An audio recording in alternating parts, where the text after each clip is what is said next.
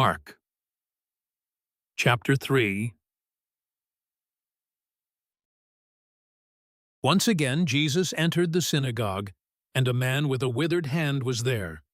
In order to accuse Jesus, they were watching to see if he would heal on the Sabbath. Then Jesus said to the man with the withered hand, "Stand up among us." And he asked them, "Which is lawful on the Sabbath, to do good or to do evil, to save life or to destroy it?" But they were silent. Jesus looked around at them with anger and sorrow at their hardness of heart. Then he said to the man, "Stretch out your hand."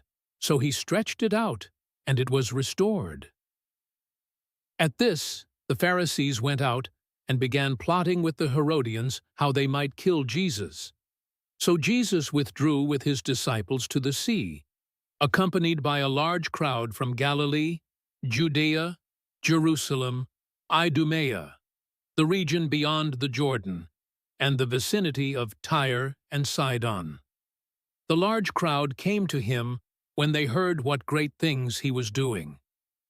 Jesus asked his disciples to have a boat ready for him so that the crowd would not crush him, for he had healed so many that all who had diseases were pressing forward to touch him.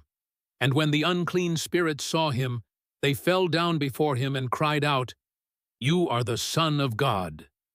But he warned them sternly not to make him known.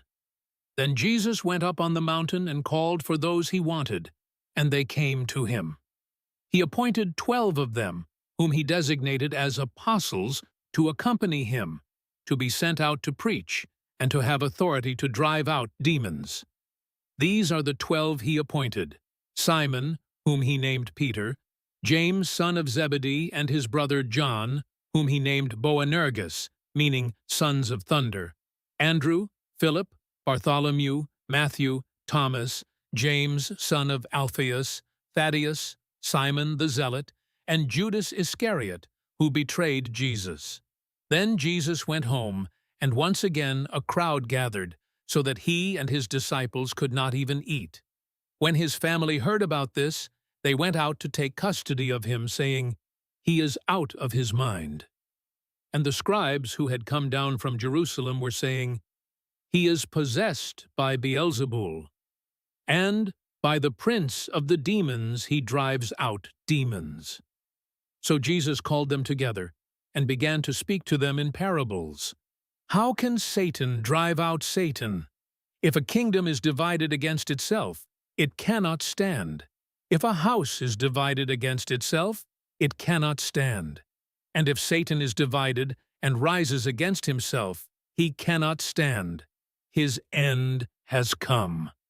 Indeed, no one can enter a strong man's house to steal his possessions unless he first ties up the strong man. Then he can plunder his house. Truly, I tell you, the sons of men will be forgiven all sins and blasphemies, as many as they utter.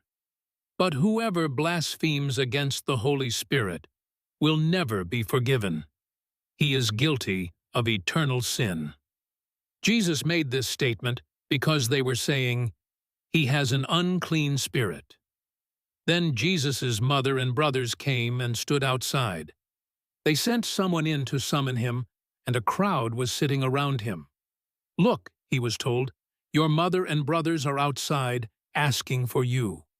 But Jesus replied, "Who are my mother and my brothers?" Looking at those seated in a circle around him, he said, "Here are my mother and my brothers, for whoever does the will of God is my brother and sister and mother."